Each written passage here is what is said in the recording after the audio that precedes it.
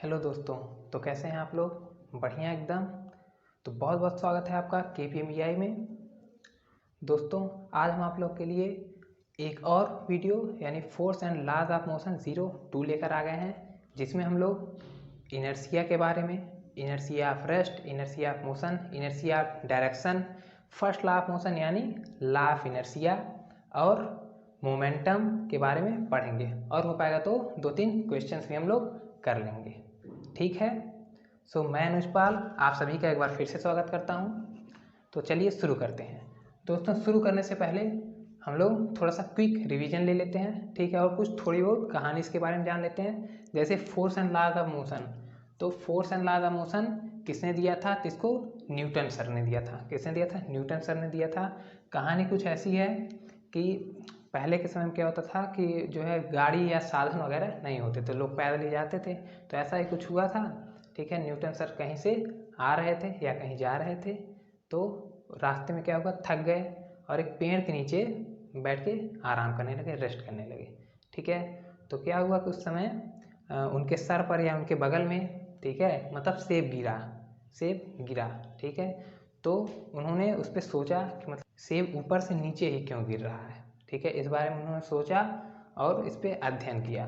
तो उन्होंने gravitational force का खोज किया, यानी ग्रेविटी, ठीक है, मतलब एक फोर्स फील होता है, ठीक है, जिसे हम बोलते हैं ग्रेविटेशनल फोर्स। तो फोर्स का कॉन्सेप्ट भी न्यूटन सर ने दिया और लॉज ऑफ मोशन भी न्यूटन सर ने ही दिया। तो बात करते हैं force and laws of motion given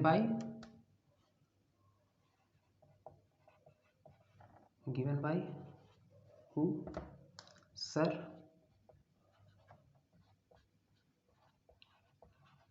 Isaac Newton.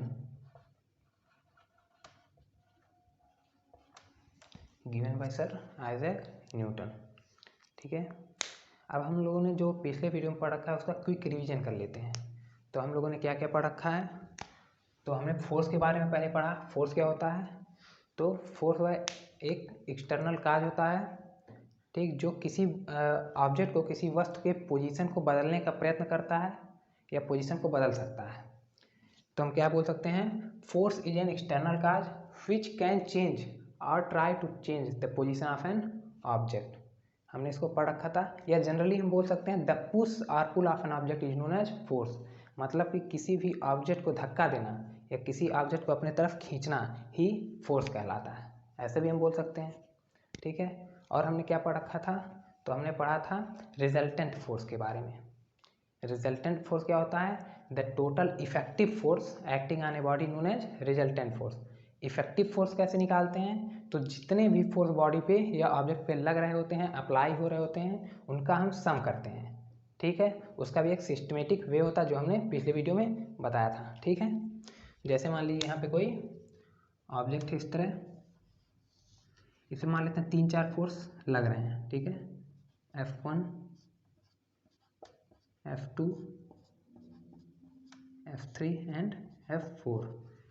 हमने मान लिया कोई ऑब्जेक्ट है, इस पर 4 फोर्सेस लग रहे हैं। क्या है? ऑब्जेक्ट है, 4 फोर्सेस लग रहे हैं, F1, F2, F3 और F4। जहाँ पे F1 और F2, ठीक है, इस तरफ लग रहे हैं और F3 और F4 इस तरफ लग रहे हैं, ठीक है, इस ऑब्जेक्ट के लिए। तो हम क्या कहेंगे, इनका रिजल्टेंट फोर्स क्या होगा? तो जो टोटल इफेक्टिव फोर्स होगा, इफेक्टिव फोर्स मतलब कि इस बॉडी को मूव कराने में, ठीक है, जो जो फोर्स हेल्प कर रहे हैं, जो जो फोर्स अप्लाई हो रहे हैं कि ये बॉडी मूव हो जाए, ठीक है, वही क्या है? इफेक्टिव फोर्स है। अब ये कैसे निकालते हैं हम? तो इन सभी फोर्सेस का सम करते हैं, ठीक है। तो ये पिछले वीडियो में हम लोगों ने पढ़ रखा था। हम किसकी बात कर रहे थे? तो हम रिजल्टेंट फोर्स की बात कर रहे थे।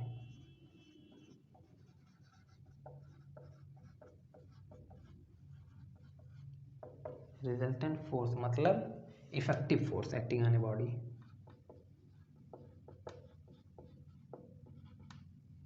Effective force what? Acting on a body, ठीक है। इसके बाद हम लोगों ने क्या पढ़ रखा था? हम लोगों ने balance force and unbalance force को पढ़ा था। ये किसके बेसिस पे है? तो जो बैलेंस फोर्स और अनबैलेंस फोर्स है, यह है on the basis of magnitude of force, on the basis of magnitude of force, ठीक है। मिटा दे इसको। ये सब हम लोगों ने पिछली वीडियो में पढ़ रखा था, ठीक है। पिछले वीडियो में देख लिया था। तो बात करते हैं ऑन द बेसिस ऑफ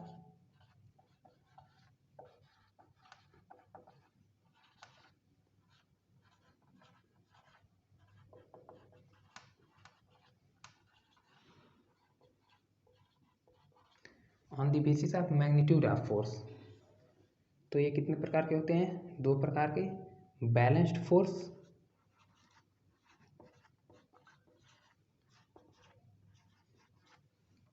और अनबैलेंस्ड फोर्स।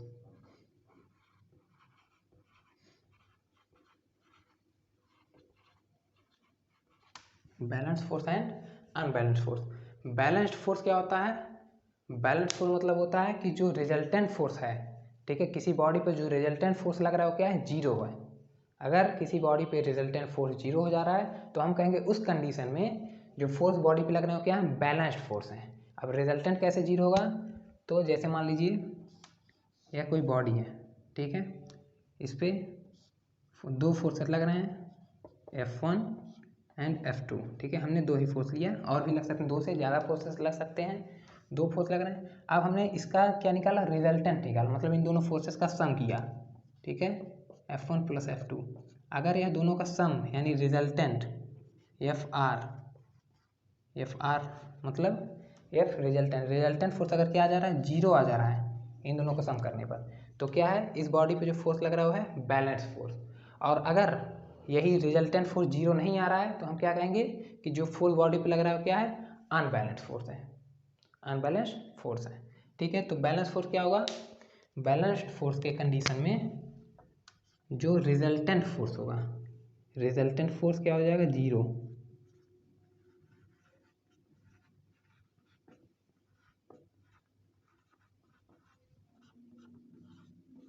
ठीक है। और अनबैलेंस्ड फोर्स के कंडीशन में क्या होगा? Resultant force is not equal to zero,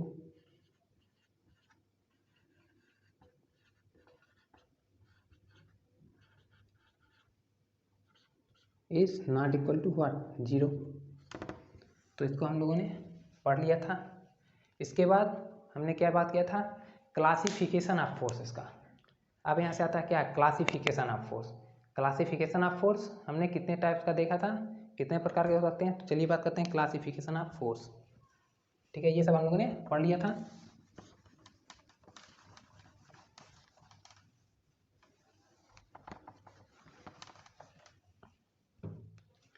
classification of force,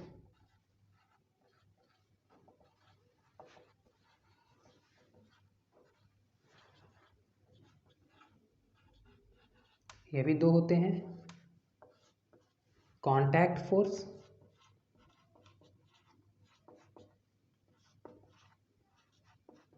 and what? Non contact force,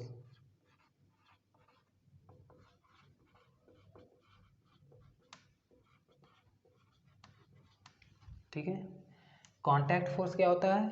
अगर बॉडी फोर्स से डायरेक्टली या फिजिकली इंटरेक्ट हो रही है, मतलब कोई बॉडी है उसको हम क्या कर रहे हैं? डायरेक्ट उसको टच करके फोर्स लगा रहे हैं, तो उस कंडीशन में जो फोर्स होगा वो क्या होगा? कांटेक्ट फोर्स होगा। क्यों? क्योंकि हम बॉडी से फिजिकली इंटरेक्ट हो रहे हैं, फिजिकली क्या हो रहा है? इंटरेक्ट हो रहे हैं। उस कंडीशन में क्या हो जाएगा? कांटेक्ट फोर्स हो जाएगा। और अगर हम बॉडी से फिजिकली इंटरेक्ट नहीं हो रहे हैं, डायरेक्टली इंटरेक्ट नहीं हो रहे हैं, इनडायरेक्टली इंटरेक्ट हो रहे हैं, ठीक है, उस कंडीशन में क्या हो जाएगा?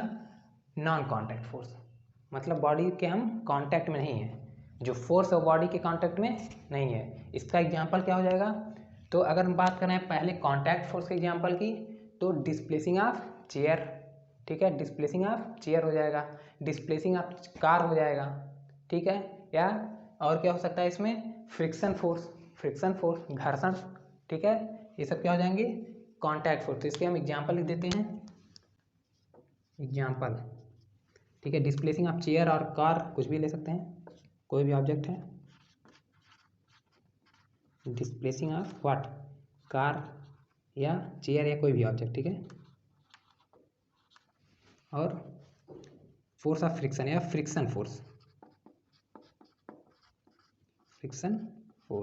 घर्षण बल, जो कि बहुत ही इंपॉर्टेंट है, ठीक है, इसके बिना कोई भी काम नहीं हो पाएगा। ये सब क्या है? कॉन्टैक्ट फोर्स है, मतलब इसमें क्या करेगा? फोर्स बॉडी के फिजिकली इंटरेक्ट में आ जाएगा, फोर्स बॉडी से क्या हो जाएगा, फिजिकली इंटरेक्ट हो जाएगा। और नॉन कॉन्टैक्ट फोर्स की अगर हम बात कर रहे हैं तो इसमें क्या हो सकता है एग्जाम्पल, तो इसमें हो सकते हैं ग्रेविटेशनल फोर्स पहला,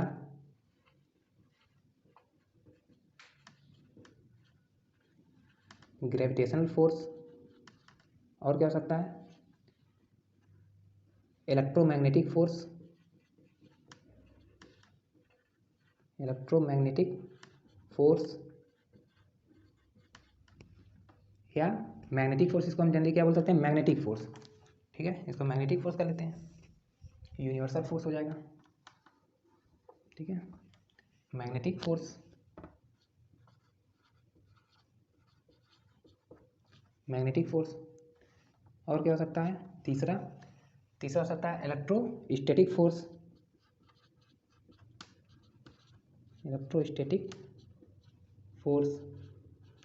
ठीक है, तो ये सभी क्या हो जाएंगे, नॉन कॉन्टैक्ट फोर्स। एक और हम ले सकते हैं फोर्थ, क्या हो जाएगा, न्यूक्लियर फोर्स।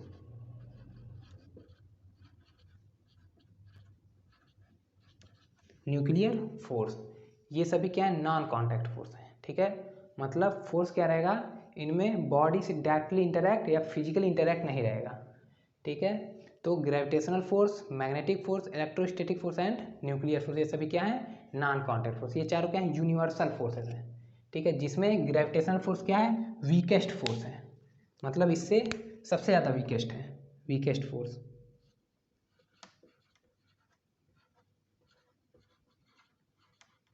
ठीक है, और स्ट्रांगेस्ट फोर्स कौन है, तो न्यूक्लियर फोर्स। न्यूक्लियर फोर्स क्या है, स्ट्रांगर फोर्स।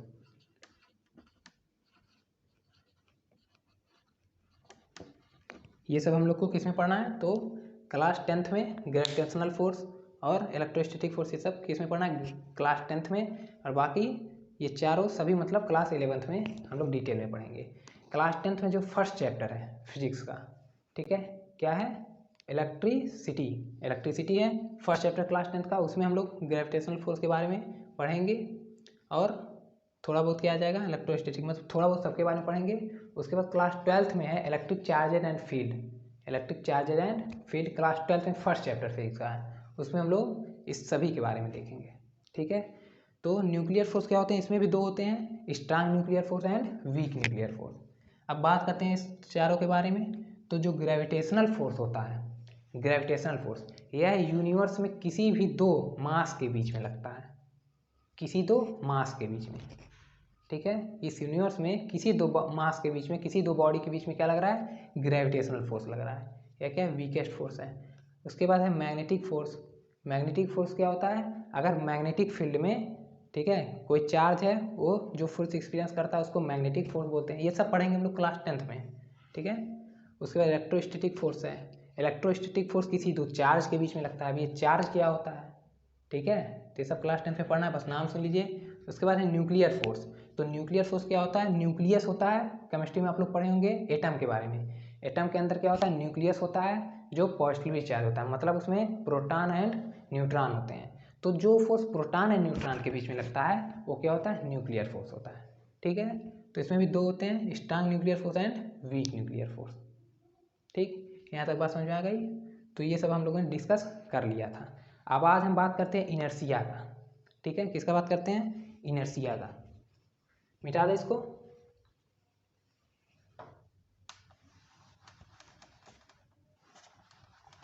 अगर हम इनके फार्मूले की बात करें, ग्रेविटेशनल फोर्स का फार्मूला, ठीक है, तो ग्रेविटेशनल फोर्स का जो फार्मूला हो जाएगा वो क्या हो जाएगा, F equal to what, G m1 m2 upon r square. जहाँ पे m1 क्या है, फर्स्ट मास है, m2 क्या है, सेकंड मास है, r क्या है, डिस्टेंस बिटवीन टू मासेस, दोनों मास के बीच में क्या है, डिस्टेंस, r हो जाएगा। और g है ग्रेविटेशनल कांस्टेंट। तो ये हो जाएगा ग्रेविटेशनल फोर्स का फार्मूला। मतलब कोई दो मास दिया है और उसके बीच का डिस्टेंस दिया है, तो हम क्या निकाल सकते हैं, ग्रेविटेशनल फोर्स निकाल सकते हैं। ठीक है, अगर हम बात करें मैग्नेटिक फोर्स का, ठीक है, तो यह हो जाएगा F equal to Q V B, जहाँ क्यू क्या है, चार्ज है, क्यू क्या है, चार्ज है, वी क्या है, वेलोसिटी ऑफ चार्ज है, वेलोसिटी ऑफ चार्ज। और बी क्या है, मैग्नेटिक फील्ड, मैग्नेटिक फील्ड है। ठीक है, यह किस केस में हो जाएगा, यह अगर किसी एक चार्ज पे जो फोर्स लग रहा है, मतलब कोई मैग्नेटिक फील्ड है, उसमें अगर एक चार्ज है, हमको उस पर निकालना है कि उस एक चार्ज पे कितना मैग्नेटिक फोर्स लग रहा है। उसके लिए हम क्या यूज करें, F equal to Q V V, जहाँ पे Q क्या हो जाएगा, चार्ज हो जाएगा, V क्या हो जाएगा, velocity of charge, and B क्या है, मैग्नेटिक फील्ड। और अगर हम बात करें किसी सिस्टम ऑफ चार्ज, मतलब कि सिस्टम ऑफ चार्ज पे कितना मैग्नेटिक फोर्स लग रहा है, तो उसके लिए फार्मूला होता है F equal to B I L, बिल। ठीक है, बिल, जहाँ पे बी क्या है, मैग्नेटिक फील्ड है, आई क्या है, करंट है, और एल है लेंथ ऑफ कंडक्टर। ठीक है, तो ये सभी फार्मूले हो गए। अगर हम बात कर रहे हैं इलेक्ट्रोस्टैटिक फोर्स का, तो इसका फार्मूला भी इसी तरह होता है। ठीक है, उसमें क्या होता है, मास की जगह पे बस चार्ज आ जाता है, मतलब कि इलेक्ट्रोस्टैटिक फोर्स किसी दो चार्जेस के बीच में लगता है, किन्हीं दो चार्जेस के बीच में लगता है। तो इसका फार्मूला होता है F इक्वल टू के Q1 Q2 upon R square, मतलब सिमिलर इसी तरह होता है। यहाँ मास होता है और कैपिटल जी होता है, वहाँ चार्ज Q1 Q2 और K होता है। ठीक है, जहाँ पे K क्या रहेगा, प्रोपोर्शनलिटी कांस्टेंट रहेगा। ठीक है, और यहाँ पे G क्या है, G है ग्रेविटेशनल कांस्टेंट। तो ऐसे हो जाएगा इलेक्ट्रोस्टैटिक फोर्स का फार्मूला। ठीक, तो ये सब हम लोग पढ़ेंगे। अब बात करते हैं हम इनर्शिया का, मिटा दें इसको।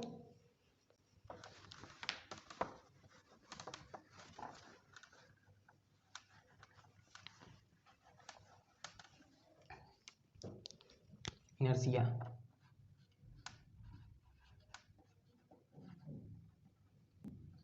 इनर्शिया का बात करते हैं। इनर्शिया की भी अपनी कहानी है। ठीक है, कहानी क्या है कि पहले बहुत पहले साइंटिस्टों का क्या मानना था, जितने साइंटिस्ट थे उन सभी का मानना यह था कि जैसे वहाँ पे अरिस्टोटल साहब थे, ठीक है, गैलीलियो सर थे, तो इन सभी लोगों का क्या मानना था कि कोई भी बॉडी है उसका जो नेचुरल स्टेट है वो क्या है, रेस्ट है। मतलब उन्होंने ऑब्जर्वेशन भी देखा। ठीक है, ऑब्जर्वेशन क्या देखा कि अगर हम किसी बॉडी को कहीं ड्रॉप कर देते हैं, किसी बॉडी को हम कहीं ड्रॉप कर देते हैं, तो वो बॉडी क्या रहेगी, रेस्ट में रहेगी। ठीक है, जैसे अगर हम कोई चेयर है या टेबल, उसको हम कहीं डिस्प्लेस कर रहे हैं, तो अगर हम डिस्प्लेस कर दे रहे हैं, उसको ड्रॉप कर दे रहे हैं वहाँ पे, तो जब तक कोई एक्सटर्नल फोर्स उस पर लगेगा नहीं, तब तक वो वहीं पे रहेगा, मतलब रेस्ट पे रहेगा घंटों तक, 1 दिन 2 दिन 3 दिन, जब तक कोई फोर्स उस पर और एक्सटर्नल फोर्स नहीं लगेगा तब तक वो क्या रहेगा, रेस्ट पे रहेगा। सही भी था। तो लोगों का यही मानना था कि कोई भी बॉडी है उसका जो नेचुरल स्टेट है वो क्या है, रेस्ट है। लेकिन ये बात गैलीलियो साहब को कुछ हजम नहीं हुई, तो उन्होंने क्या किया, उन्होंने महीनों तक इस पर रिसर्च किए। तो उसके बाद उन्होंने अपना कॉन्सेप्ट दिया, कहा ठीक है, कोई बॉडी अगर है उसको हम कहीं पे ड्रॉप कर देते हैं तो रेस्ट में आ जा रहा है, ठीक है, लेकिन इसका ये मतलब नहीं हुआ कि किसी भी बॉडी का नेचुरल स्टेट क्या रहेगा, रेस्ट रहेगा। तो उन्होंने अपना कॉन्सेप्ट दिया। उन्होंने कहा कि अगर हम किसी बॉडी को अगर हम इंक्लाइंड प्लेन से, ये कोई बॉडी मान लीजिए, कोई ऑब्जेक्ट या कोई बॉडी है, और ये क्या, इंक्लाइंड प्लेन,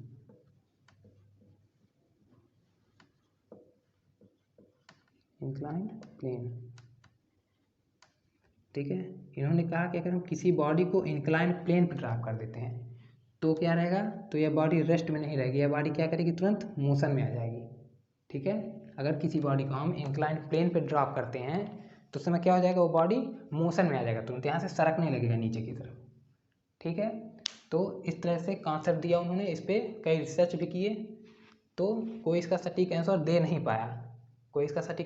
नहीं पाया कि इसको हम ड्रॉप कर देते हैं तो ये रेस्ट में आ जाएगा। तो इन्होंने बताया कि किसी भी बॉडी का, ठीक है, किसी भी बॉडी का नेचुरल स्टेट जो है रेस्ट नहीं है, बल्कि बॉडी की 3 अवस्थाएं होती हैं, 3 स्टेट होता है। ठीक है, तो उन्होंने इनर्शिया का कॉन्सेप्ट दिया। उसके बाद इन्होंने inertia of rest, inertia of motion and inertia of direction के बारे में बताया। इनर्शिया ऑफ रेस्ट मतलब कोई बॉडी जो है 3 स्टेट में रह सकती है, ठीक है, या तो रेस्ट में, या फिर मोशन में, या फिर इनर्शिया ऑफ डायरेक्शन, मतलब कि डायरेक्शन की वजह से भी उसमें क्या हो सकता है, कोई चेंज हो सकता है। यहाँ क्या है, मोशन की वजह से। ठीक है, इस समय बॉडी अगर हम इसको ड्रॉ करेंगे, इसमें क्या आ जाएगा, मोशन आ जाएगा, कुछ दूर बाद जाके कुछ डिस्टेंस ट्रेवल करने के बाद बॉडी रेस्ट में आ जाएगी। ठीक है, तो इन्होंने अपना कॉन्सेप्ट दिया inertia of rest, inertia of motion and inertia of direction.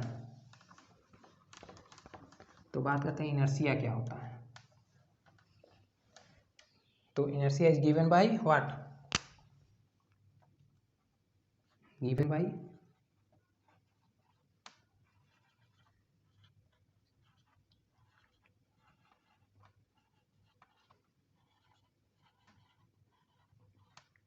Galileo Galilei. ठीक है, ये एक साइंटिस्ट थे। तो इनर्शिया गैलीलियो गैलीली सर ने दिया। किसने दिया? गैलीलियो गैलीली सर ने। ठीक है, तो इनर्शिया क्या होता है, इन्होंने बताया कि कोई भी बॉडी अपने मन से यानी स्वतः अपना पोजीशन चेंज नहीं कर सकती है। मतलब कि उन्होंने इनर्शिया का कॉन्सेप्ट दिया कि कोई भी बॉडी क्या है, अपना पोजीशन चेंज करने में एबल नहीं है। मतलब इनर्शिया क्या होता है, inertia is the inability of a body, inability of a body to change its position by itself. ठीक है, मतलब कोई बॉडी स्वतः अपना पोजीशन चेंज नहीं कर सकती है, वही होता है इनर्शिया। तो लिख लेते हैं इसका डिफिनीशन।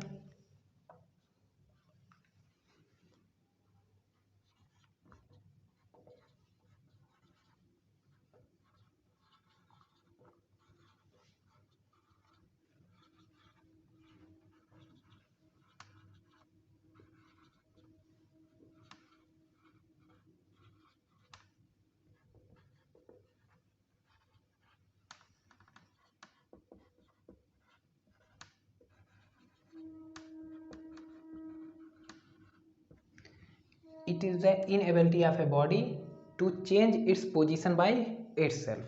ठीक है, यह हो गया इनर्शिया। या हम ऐसे कह सकते हैं कि it is the property of a body, it is the property of a body by virtue of which it opposes any change in its position. It मतलब बॉडी, तो इसका डिफिनेशन लिख लेते हैं। और डिफिनेशन क्या हो सकता है इसका, यहाँ लिखते हैं inertia is the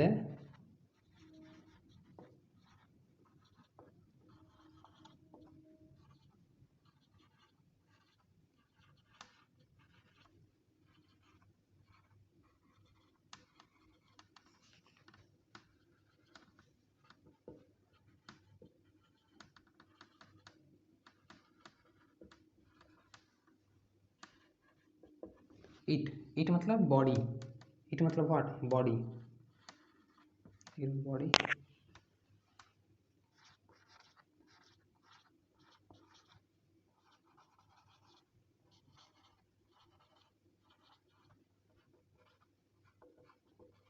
in its position, position या कॉन्फ़िगरेशन भी कह सकते हैं। तो इनर्शिया क्या है, inertia is the property of a body, किसी बॉडी की प्रॉपर्टी है by virtue of which it opposes. यह क्या करती है, इट मतलब बॉडी, बॉडी अपोज करती है क्या, any change in its position. मतलब यह बॉडी की ही प्रॉपर्टी है जो अपने पोजीशन में किसी भी चेंज का अपोज करती है, मतलब अपना पोजीशन बदलना नहीं चाहती है। ठीक है, ये क्या होता है, इनर्शिया होता है। या it is the inability of a body to change its position by itself. ठीक है, दिख रहा है कि नहीं, ये दिख रहा है। ठीक है, अब बात करते हैं इनर्शिया ऑफ रेस्ट का।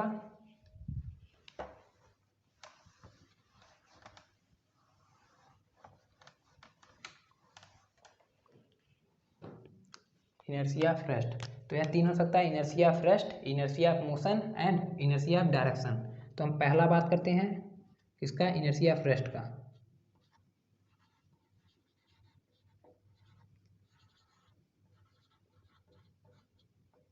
इनर्शिया ऑफ रेस्ट मतलब कि यह बॉडी की ऐसी प्रॉपर्टी है, ठीक है, जो अपने पोजीशन ऑफ रेस्ट को चेंज करने में अपोज करती है। ठीक है, मतलब कि अगर कोई बॉडी रेस्ट में है तो उसका पोजीशन अगर कोई चेंज करे तो बॉडी क्या करेगी, उसका अपोज करेगी। मतलब कि it is the property of a body by virtue of which it opposes any change in its position of rest, in its position of rest. लिख लेते हैं इसको। इनर्शिया ऑफ रेस्ट क्या होता है, it is the property of a body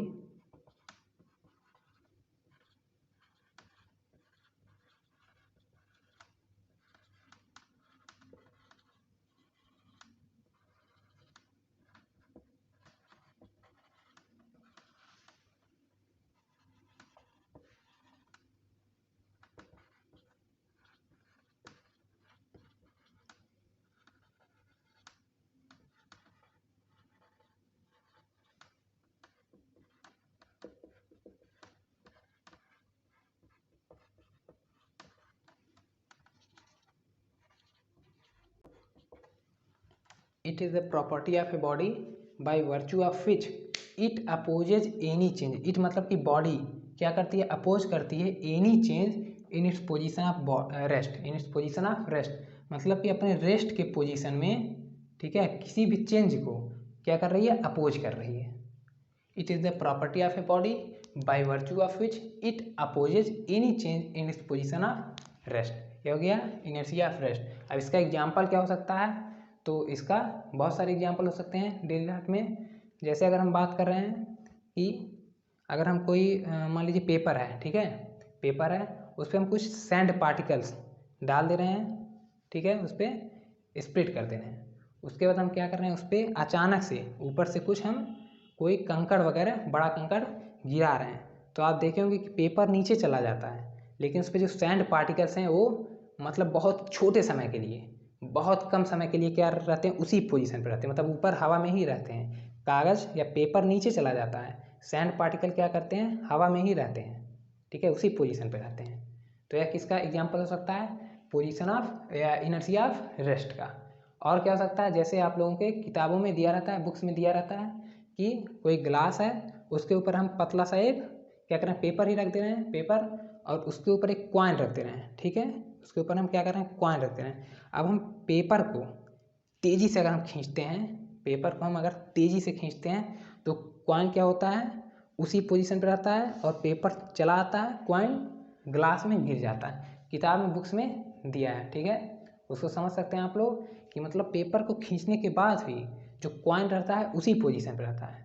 paper motion में है लेकिन कॉइन क्या कर रहा है, कॉइन अभी तक अपने पोजीशन को मेंटेन किया हुआ है, ठीक है। उसके बाद क्या करता है, फाइनली उस जो ग्लास रहता है उसमें गिर जाता है अंदर, ठीक है। तो ये एग्जाम्पल हो गया किसका, इनर्शिया ऑफ रेस्ट का। अब बात करते हैं इनर्शिया ऑफ मोशन। तो इनर्शिया ऑफ मोशन क्या हो सकता है, तो it is the property of a body, inertia of motion, it is the property of a body by virtue of which it opposes any change in its position of motion, in its position of motion. मतलब कि अब हम बात करें second, ठीक है, inertia of motion का,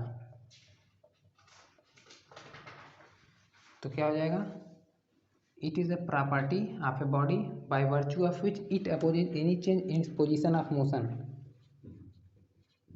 मतलब बॉडी क्या कर रही है, अपने मोशन के पोजीशन में, अगर बॉडी के मोशन के पोजीशन में कोई चेंज हो रहा है तो उसका अपोज करती है। मतलब अगर बॉडी मोशन में है, ठीक है, मोशन में है, और उसको रोकने की कोशिश की जाए या उसके पोजीशन में कोई चेंज किया जाए, ठीक है, तो उसका क्या करेगी, अपोज करेगी। जैसे इसका एग्जांपल क्या हो सकता है, डेली लाइफ एग्जांपल, कि जैसे कोई व्हीकल चल रही है, ठीक है, कोई गाड़ी है, तेज़ स्पीड में चल रही है, अचानक अगर ब्रेक मारना पड़े, ठीक है, तो जहाँ हम ब्रेक अप्लाई करते हैं बॉडी वहीं नहीं रुक जाती है, व्हीकल वहीं नहीं रुक जाती है, बल्कि कुछ आगे तक भी जाती है, फाइनली तब जाके रुकती है।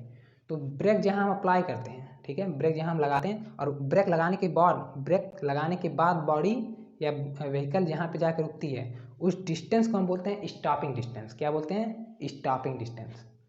मतलब ये क्या हो सकता है, यह हो सकता है व्हाट, इनर्शिया ऑफ मोशन का एग्जांपल। मतलब ब्रेक अप्लाई करने के बाद भी बॉडी क्या है, मोशन में है, ठीक है, और ब्रेक अप्लाई करने के बाद बॉडी ने जितना डिस्टेंस कवर किया स्टॉप होने के पहले, वह डिस्टेंस क्या है, स्टॉपिंग डिस्टेंस है। क्या है, स्टॉपिंग डिस्टेंस है, ठीक है। आ रही बात समझ में। तो ये हो सकता है किसका एग्जाम्पल, इनर्शिया मोशन का एग्जाम्पल, जो कि हम लोग डेली देखते हैं, ठीक है। तो अब बात करते हैं, तीसरा होता है इनर्शिया ऑफ डायरेक्शन, ठीक है, इनर्शिया ऑफ डायरेक्शन। तो इनर्शिया ऑफ डायरेक्शन क्या होता है, तो डिफिनीशन एकदम सेम है, बस यहाँ पे डायरेक्शन हो जाएगा। It is the property of a body by virtue of which it opposes any change in its position of direction, in its position of direction, ठीक है। तो यहाँ पे चेंज कर लेते हैं। यह सेकंड था इनर्शिया ऑफ मोशन। अब बात करते हैं थर्ड का, यानी इनर्शिया ऑफ डायरेक्शन का। एग्जाम्पल आप लोग खुद बना के लिख सकते हैं, बहुत सारे एग्जाम्पल हैं। अगर हम खोजें अपने डेली लाइफ में तो बहुत सारे एग्जाम्पल मिलेंगे हमको, ठीक है। इनर्शिया ऑफ डायरेक्शन,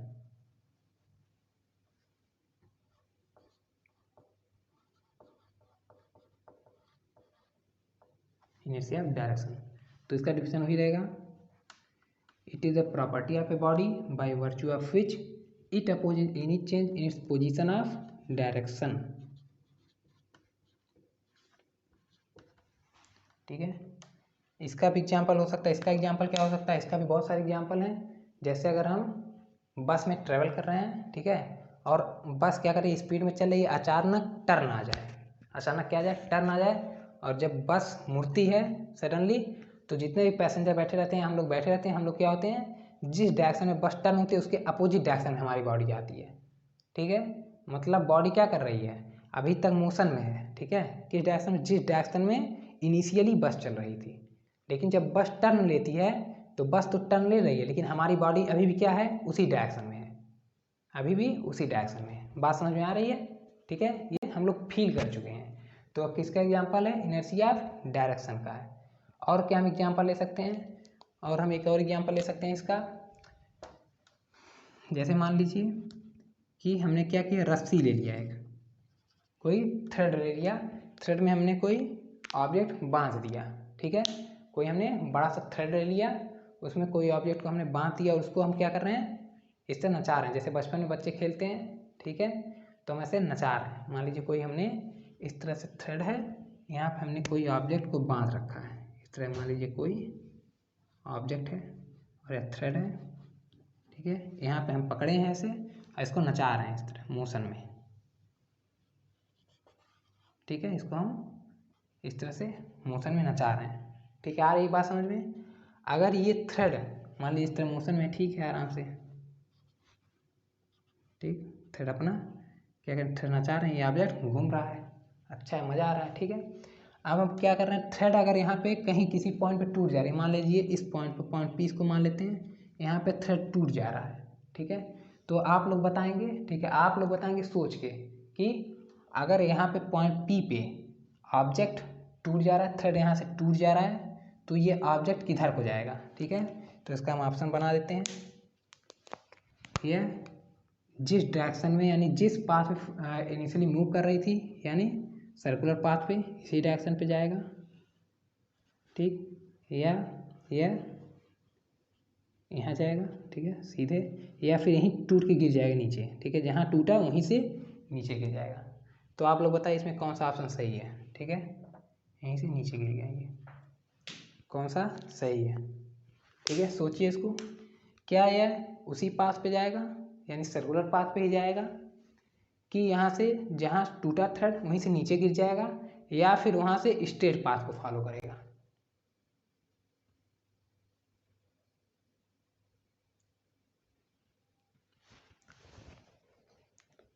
ठीक है, सोच लिया। तो हमने क्या देखा, हमने देखा कि अगर यहाँ पे थ्रेड टूटता है, ठीक है, तो ये ऑब्जेक्ट किस पाथ को फॉलो करेगा, तो अगर यहाँ टूटता है तो यहाँ से ये स्ट्रेट पाथ को फॉलो करेगा। क्यों स्ट्रेट पाथ को फॉलो करेगा, क्योंकि इस पॉइंट पे, यानी पॉइंट पी पे, जो इस ऑब्जेक्ट का मोशन की डायरेक्शन थी, इस ऑब्जेक्ट के मोशन की डायरेक्शन थी किस पॉइंट पे, पी पॉइंट पे, वो क्या था, एक स्ट्रेट लाइन था। ठीक है, केवल हम पी पॉइंट की बात कर रहे हैं। ठीक है, इस पॉइंट पे उसका जो डायरेक्शन था मोशन का, वो क्या कहाँ था, स्ट्रेट लाइन में था। तो अगर ये पी पॉइंट पे टूट गया, ठीक है, तो किधर जाएगा, वो स्ट्रेट लाइन को फॉलो करेगा, स्ट्रेट पाथ को फॉलो करेगा। इसको हम कह सकते हैं टेंजेंशियल पाथ। मतलब कि टेंजेंट क्या होता है, ऐसी लाइन या ऐसी रे जो किसी एक पॉइंट से पास करे। ठीक है, तो यह क्या हो जाएगा, स्ट्रेट लाइन को या स्ट्रेट पाथ को फॉलो करेगा। ठीक है, आ रही बात समझ में। तो ये सब एग्जाम्पल हो सकते हैं किसके, इनर्शिया ऑफ डायरेक्शन के। ठीक है, आगे बात समझ में, मिटा दें।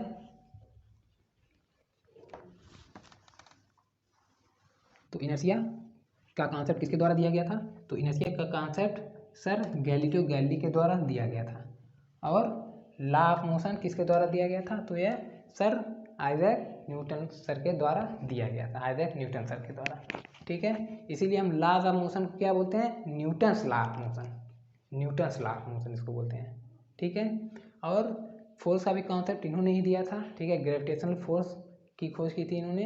इसीलिए जो फोर्स है उसका यूनिट, एसआई यूनिट हम क्या रखते हैं, न्यूटन रखते हैं। एसआई यूनिट फोर्स की अभी हम पढ़ेंगे। ठीक है, उसको उसको हम कब पढ़ेंगे, सेकंड लॉ ऑफ मोशन में पढ़ेंगे, यानी लॉ ऑफ फोर्स। तो चलिए शुरू करते हैं। व्हाट लॉज ऑफ मोशन या Newton's what Newton's laws of motion.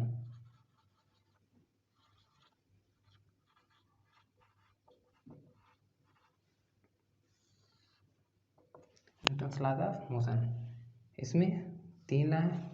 जो फर्स्ट लॉ है वो क्या है, लॉ ऑफ इनर्शिया।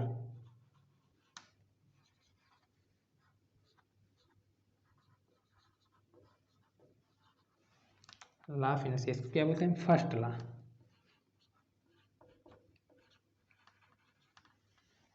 सेकंड क्या है, लॉ ऑफ फोर्स।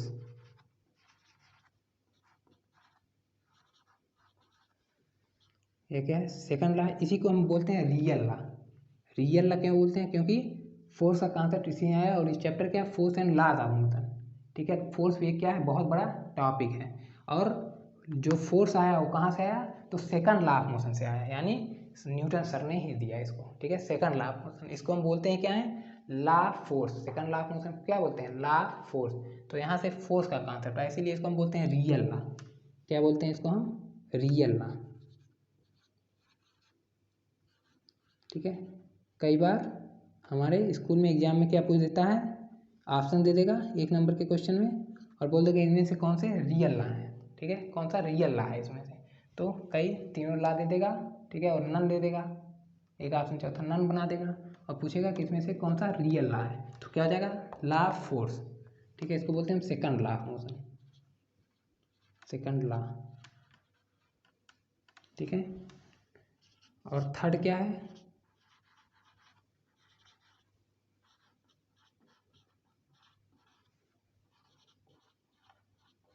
इसको हम बोलते हैं लॉ ऑफ एक्शन रिएक्शन। ठीक है, ये क्या है, थर्ड लॉ ऑफ मोशन है, थर्ड लॉ। ठीक है, आगे बात समझ में। तो जो न्यूटन्स लॉ ऑफ मोशन है कितने होते हैं, 3 होते हैं। जो फर्स्ट लॉ है उसको क्या बोलते हैं हम, लॉ ऑफ इनर्शिया। जो सेकंड लॉ है उसको क्या बोलते हैं, लॉ ऑफ फोर्स, इसी को हम बोलते हैं रियल लॉ। और जो थर्ड लॉ है वो क्या है, लॉ ऑफ एक्शन रिएक्शन। ठीक है, law of action reaction, third law. तो अब हम बात करते हैं फर्स्ट लॉ ऑफ मोशन यानी लॉ ऑफ इनर्शिया का। ठीक है, हमने इनर्शिया पढ़ रखा है, अभी अभी पढ़ा हमने। ठीक है,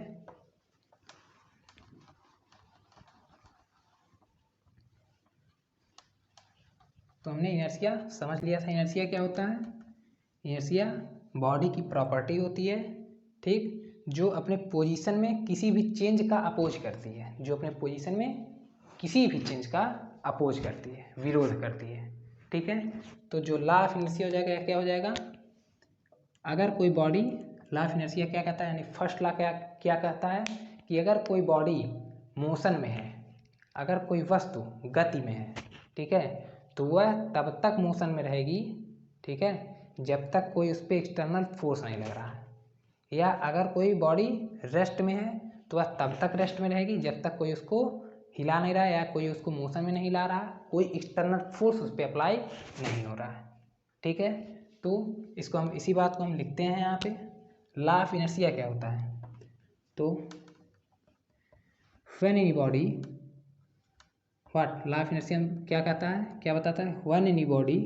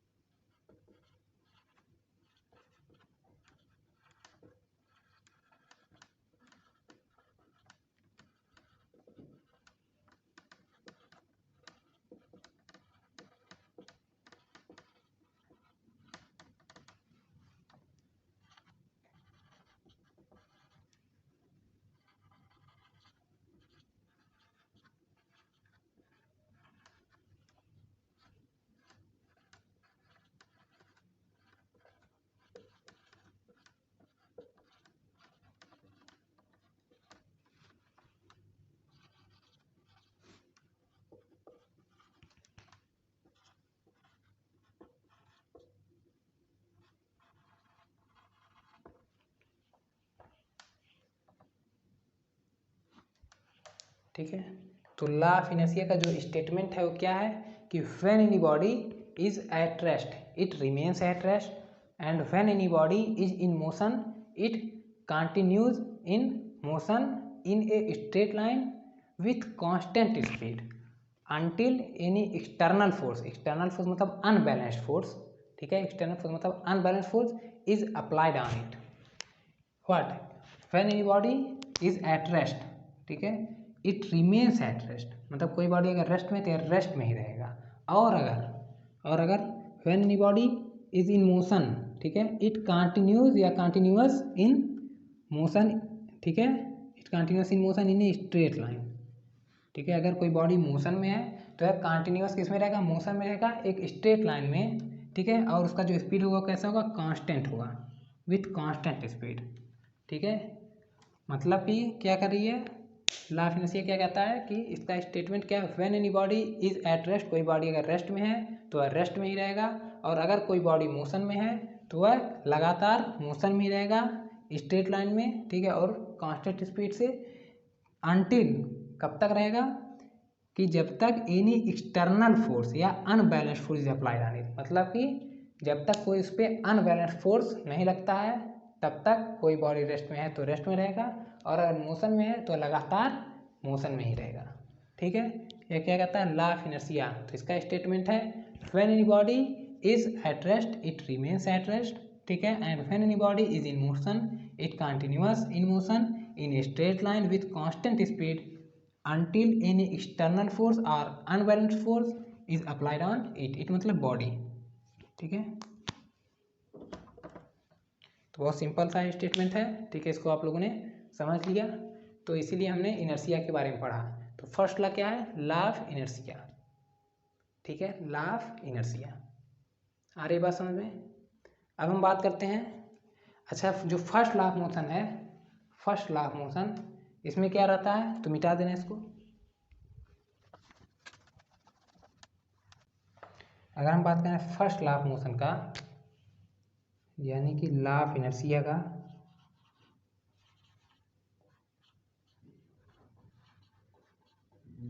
लॉ ऑफ इनर्शिया इसमें क्या रहता है, स्पीड जो बॉडी का रहता है वो कांस्टेंट रहता है। इसमें क्या रहता है, स्पीड क्या रहता है, कांस्टेंट रहता है, स्पीड कांस्टेंट रहता है। स्पीड कांस्टेंट रहता है इसलिए एक्सीलरेशन जो होता है बॉडी का क्या होता है, जीरो। जो बॉडी का एक्सीलरेशन होता है वो क्या होता है, जीरो होता है, ठीक है।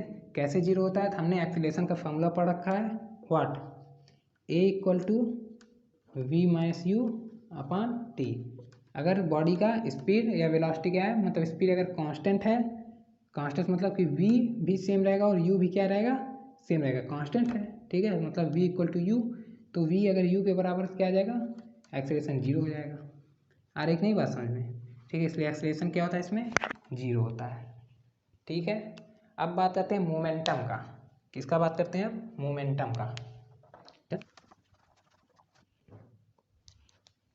मोमेंटम,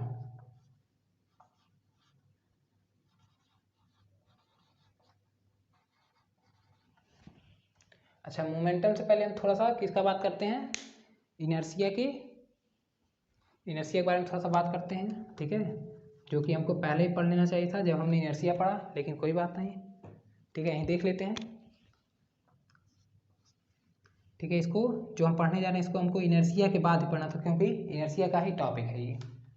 क्या है कि जो इनर्शिया का मेजर होता है, क्या होता है, मेजर मतलब माप, क्या होता है, मास होता है। तो इसका फर्स्ट पॉइंट लिख लीजिए आप लोग, what mass is the measure of inertia. Mass is the, यहाँ से भी एक नंबर का क्वेश्चन आता है, ठीक है, मास is the measure of inertia.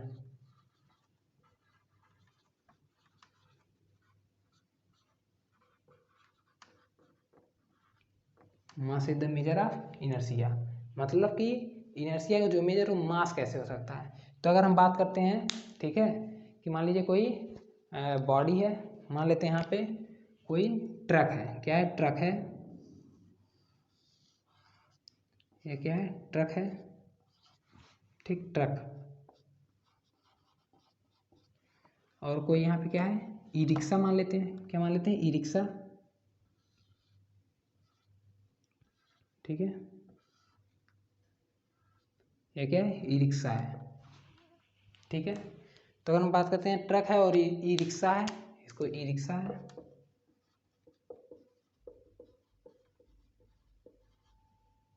E rickshaw, ठीक। हम कह रहे हैं कि इसको क्या करना है, धक्का देना है, ट्रक को भी और ई रिक्शा को भी। ट्रक को भी धक्का देना और ई रिक्शा को भी धक्का देना है। तो अगर कोई पर्सन है वो क्या कर रहा है, ई रिक्शा को धक्का देने का कोशिश कर रहा है, ई रिक्शा को डिस्प्लेस करने का प्रयास कर रहा है, तो क्या हो सकता है, ई रिक्शा ईजिली वो धक्का दे सकता है। अगर क्या है, हेल्दी पर्सन है कोई, तो ई रिक्शा को आराम से धक्का दे सकता है। लेकिन अगर हम बात करें ट्रक की, वो भी कौन सा, लोडेड ट्रक है। ठीक है, लोडेड ट्रक, तो इसको वो धक्का दे पाएगा, कोशिश करेगा, लेकिन ये थोड़ा सा भी 1 सेंटीमीटर भी आगे नहीं जाएगा। ठीक है, 1 सेंटीमीटर भी आगे क्या है, लोडेड ट्रक नहीं जाएगा। और अगर ई रिक्शा है तो वो आराम से इजीली क्या करेगा, मूव कर सकता है। ठीक है, तो क्या है, ट्रक का मास ज़्यादा है। ठीक है, ट्रक का क्या है, मास ज़्यादा है और ई रिक्शा का मास कम है। तो जब ट्रक का मास ज़्यादा है तो उसको क्या कर रहे हैं, फोर्स डिस्प्लेस करने में उतनी कठिनाई बढ़ रही है, उतना ही डिस्प्लेस करना मुश्किल है। इसका क्या है, मास कम है तो डिस्प्लेस करना आसान है। मतलब ट्रक का क्या है, mass is greater, mass of truck what, ठीक है, ग्रेटर देन ई रिक्शा। ठीक है, mass of truck is greater than e rickshaw, इसलिए मास ट्रक का ज़्यादा है, इस वजह से इसका इनर्शिया भी क्या है, ज़्यादा है। इनर्शिया भी क्या है, ज़्यादा है, किससे, ई रिक्शा से। मतलब कि मास ज़्यादा है तो इनर्शिया ज़्यादा है, मास कम है इसलिए इनर्शिया भी कम है। वो भी कौन सा इनर्शिया है, तो इनर्शिया ऑफ रेस्ट है, क्योंकि दोनों बॉडी रेस्ट में है। ठीक है, तो मतलब जितना ज़्यादा मास है उतना ही ये अपने बॉडी को डिस्प्लेस करने नहीं देगा। जितना मास ज़्यादा रहेगा उतना क्या करेगा, बॉडी को डिस्प्लेस करने नहीं देगा। ठीक है, और अगर मास कम रहेगा तो इनर्शिया भी क्या रहेगा, कम रहेगा। मतलब mass is the measure of inertia, greater mass greater will be inertia, less mass less will be inertia. आ रही बात समझ में। So what, mass is the measure of inertia. Example आप लिख सकते हैं। ठीक है, एग्जाम्पल आप लिख सकते हैं कि greater is mass greater will be inertia, less is mass and what, less will be inertia. आ रही बात समझ में, दिख रहा है यहाँ तक। ठीक है, ओके, मिटा दें इसको। अब बात करते हैं मोमेंटम का।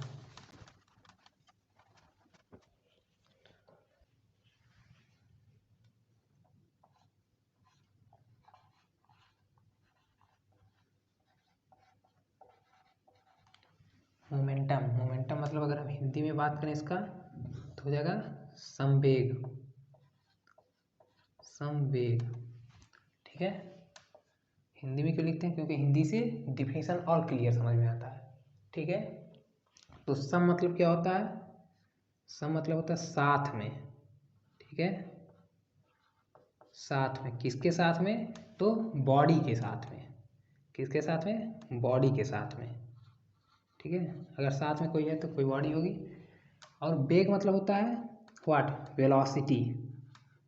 वेग मतलब गति, मतलब वेलोसिटी। ठीक है, मतलब कि बॉडी के साथ में क्या होना चाहिए, वेलोसिटी। और अगर बॉडी है तो उसका कुछ मास होगा ही, मतलब किसकी बात कर रही है, मास का। बॉडी है तो मास होगा ही। तो अगर मास के साथ में क्या है, मास के साथ में क्या है, वेलोसिटी है। ठीक है, ये प्लस है, मतलब मास के साथ में अगर वेलोसिटी है तो ये क्या है, मोमेंटम है। मास के साथ में अगर कोई मास है, मास के साथ में क्या है, वेलोसिटी है, तो हम किसकी बात करते हैं, मोमेंटम का। मतलब मोमेंटम क्या होता है, it tell us what, the quantity of motion of an object. क्या बताता है, मोमेंटम क्या बताता है, it tell us what, the quantity of motion of an object. ठीक है, ऑब्जेक्ट के पास मोशन कितना है उस क्वांटिटी को क्या बताता है, मोमेंटम बताता है। तो ये बात आई समझ में, तो यहाँ लिख लेते हैं। ये आया कि नहीं समझ में। ठीक है, संवेग मिटा दे रहे हैं इसको।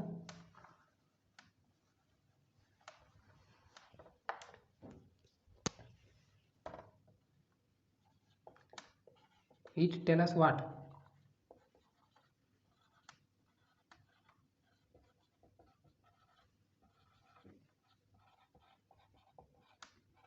The quantity of motion of an object, ठीक है, of an object.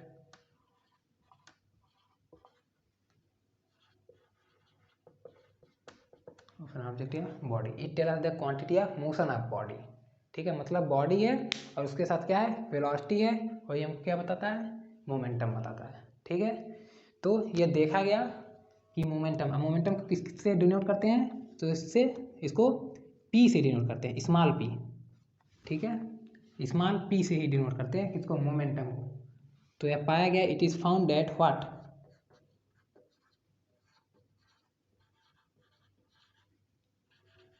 It is found that momentum, लिख देते हैं, मोमेंटम यानी पी किस पे डिपेंड कर रहा है, तो पी जो है बॉडी के मास पे डिपेंड कर रहा है, मास एम, ठीक है। क्यों? क्योंकि अगर मास ज़्यादा होगा तो बॉडी पे फोर्स ज़्यादा लगाना पड़ेगा, बॉडी को डिस्प्लेस करने के लिए ज़्यादा फोर्स लगाना पड़ेगा, इसलिए क्या है, मोमेंटम किस पे डिपेंड कर रहा है, मास पे। ये हो गया फर्स्ट, ठीक है। एंड और क्या पाया गया कि मोमेंटम यानी P is directly proportional to what, velocity of the body, V क्या है, वेलोसिटी, हो गया सेकंड। मतलब क्या है कि अगर बॉडी के पास वेलोसिटी ज़्यादा है तो उसके पास मोमेंटम ज़्यादा होगा, ठीक है। वेलोसिटी ज़्यादा है मतलब फोर्स ज़्यादा लगा होगा, ठीक है। वेलोसिटी ज़्यादा है, अगर किसी बॉडी का वेलोसिटी ज़्यादा है मतलब क्या है कि फोर्स ज़्यादा लगा होगा, और अगर वेलोसिटी कम है तो फोर्स कम लगा होगा, ठीक है। जैसे फॉर एग्जाम्पल किसी चीज़ को हमको थ्रो करना है, फेंकना है, तो हम कम फोर्स अगर लगाएंगे तो कम वेलोसिटी होगा बॉडी के पास, कम दूर तक जाएगा, और अगर हम ज़्यादा फोर्स लगाएंगे तो ज़्यादा वेलोसिटी रहेगा, ज़्यादा दूर तक बॉडी जाएगी, ठीक है। तो momentum is directly proportional to या depends on mass, and momentum is depends on velocity of the body. On combining first and second, on combining what, 1 and 2 we gate,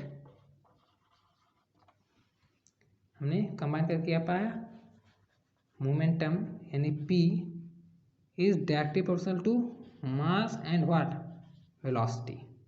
इन दोनों को हमने कंबाइन किया फर्स्ट एंड सेकंड को, क्या मिला कि momentum is depends on mass and velocity, यानी product of mass and velocity, ठीक है, यानी मास एंड वेलोसिटी के प्रोडक्ट पे मोमेंटम डिपेंड कर रहा है, ठीक है। आ रही बात समझ में, बता देना इसको, मतलब P is directly proportional to m into we,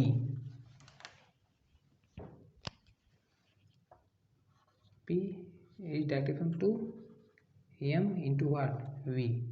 मतलब कि अगर प्रोपोर्शनलिटी कांस्टेंट, मतलब अगर प्रोपोर्शनलिटी का साइन हटता है, साइन ऑफ प्रोपोर्शनलिटी हटता है तो प्रोपोर्शनलिटी कांस्टेंट आता है, ठीक है। ये बात याद रखिएगा, पॉइंट टू बी नोटेड, क्या कि अगर प्रोपोर्शनलिटी साइन हटता है तो एक प्रोपोर्शनलिटी कांस्टेंट आता है इसके जगह पे, तो साइन हम हटा रहे हैं तो प्रोपोर्शनलिटी कांस्टेंट क्या आ जाएगा, के, ठीक है, और एम भी तो है ही, ठीक। अगर हम बात करें एस आई क्या, किसका, यहाँ लिख देते हैं इन एस आई मतलब सिस्टम इंटरनेशनल, ठीक है, फर्स्ट चैप्टर में आप लोग पढ़ेंगे इसको। एस आई की अगर हम बात कर रहे हैं तो के का वैल्यू क्या होता है, 1 होता है, के equal to 1 in S I, तो हमको क्या मिल जाएगा कि momentum what, momentum p is equal to product of mass and velocity, यानी m इंटू वी, ठीक है। यही हो गया किसका, मोमेंटम का formula. Momentum p equal to, यहाँ से कर देते हैं, p equal to mass into velocity, product of mass into velocity. तो यहाँ से हम इसका एक और डिफिनेशन लिख सकते हैं, क्या, एक और डिफिनेशन हम यहाँ से इसका लिख सकते हैं कि momentum it is the what, या momentum is the, momentum is the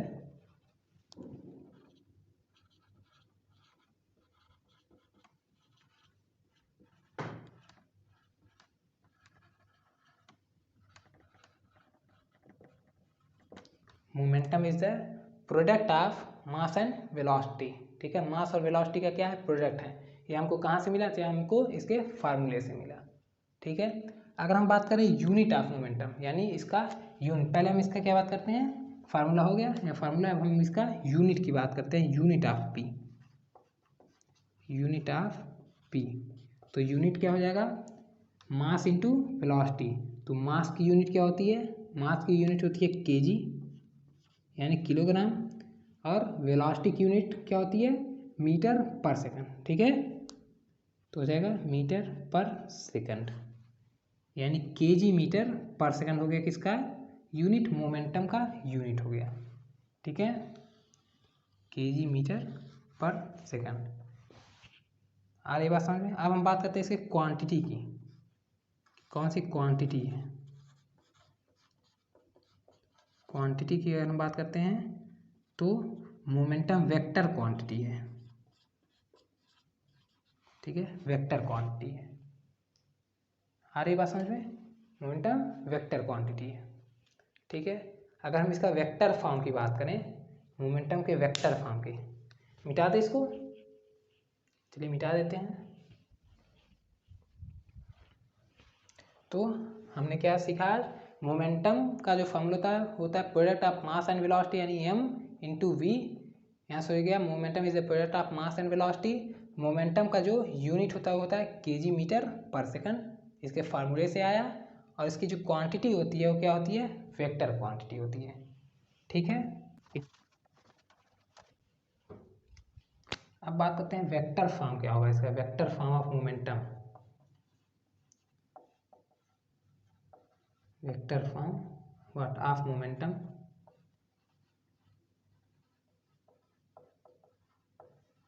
ठीक है, यह कुछ और नहीं है, यह बस फॉर्म है।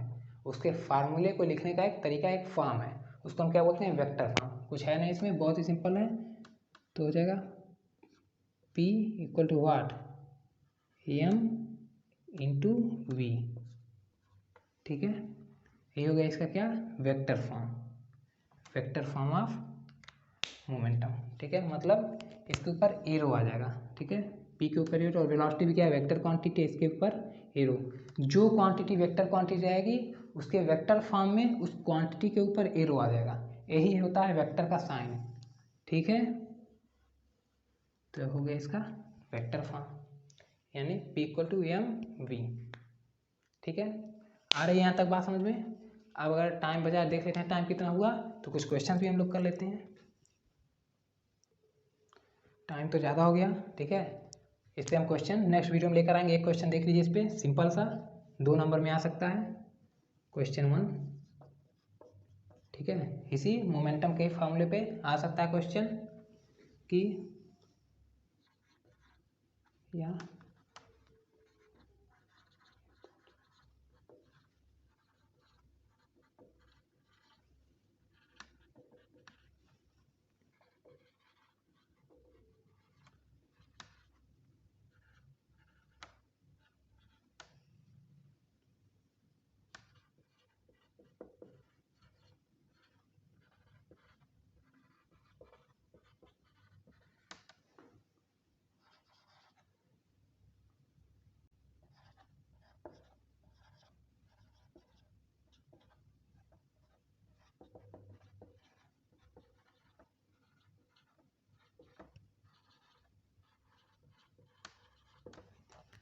A body is moving with velocity 5 meter per second, having a momentum of what, 6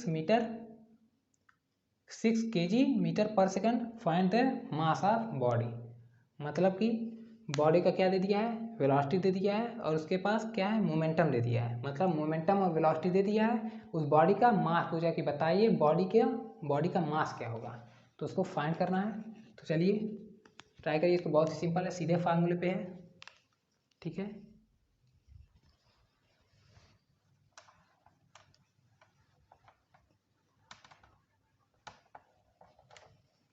try कर लिया। चलिए देखते हैं इसको। तो किसी भी क्वेश्चन को करने का तरीका क्या होता है, पहले तो जब क्वेश्चन को हम तब तक पढ़ते हैं जब तक उसके बारे में कुछ आइडिया ना आ जाए, ठीक है। मतलब एक बार पढ़े, कुछ आइडिया आया, फिर एक बार पढ़े, फिर क्वेश्चन को करने का एक फंडा पता चल जाता है हमको, ठीक है। अगर कॉन्सेप्ट क्लियर है तो क्वेश्चन पढ़ के ही पता चल जाएगा कि हमको करना क्या है, ठीक है। तो पहले है क्वेश्चन को पढ़ना, तो क्वेश्चन को पढ़ते हैं। तो body is moving with velocity 5 metre per second having a momentum 6 kg per second, find the mass of body. मतलब हमको दे क्या दिया है। अब दूसरा तरीका क्या है, जो भी दिया है, जो डेटा या इन्फॉर्मेशन दिया है उसको हम कलेक्ट करते हैं। तो हमको दिया है वेलोसिटी यानी v कितना 5 मीटर पर सेकंड, और हमको क्या दिया है मोमेंटम, यानी मोमेंटम हम p से डिनोट करते हैं, कितना है 6 kg मीटर पर सेकंड, ठीक है। हमको निकालना क्या है मास, यानी m इक्वल टू वाट, ठीक है। ये दे दिया है। तो हमको वेलोसिटी दिया है, मोमेंटम दिया है, हमसे बॉडी का मास पूछा है। अगर हमको मोमेंटम का फार्मूला नहीं पता है, ठीक है, वो रिलेशन नहीं पता है, तो हम इसको सॉल्व नहीं कर पाएंगे, ठीक है। क्योंकि हमको कुछ दिया ही नहीं, हमको क्या दिया है वेलोसिटी दिया और मोमेंटम दे दिया है। तो अगर मोमेंटम के बारे में हमको नहीं पता है तो हम इसका मास नहीं निकाल पाएंगे, ठीक है। तो using what the relation P equal to m v, हमको m निकालना है, तो m इक्वल टू क्या हो जाएगा P बाई वी। तो m यानी मास, P कितना दिया है 6 kg मीटर पर सेकंड अपान वेलोसिटी क्या दिया है 5 metre per second, 5 metre per second, metre per second से मीटर पर सेकंड कट जाएगा, आ जाएगा 6/5 kg, ठीक है। 6/5 kg यानी 1.2 समथिंग आएगा, 1.2 kg। तो इस तरह से क्वेश्चन आएगा, और हम क्वेश्चन नेक्स्ट वीडियो में लेकर आएंगे। तब तक आप लोग इसको क्या करिए, एकदम रिवाइज कर लीजिए, अपने बुकों में क्वेश्चन खोज के लगा लीजिए, ठीक है। All is well and bye bye.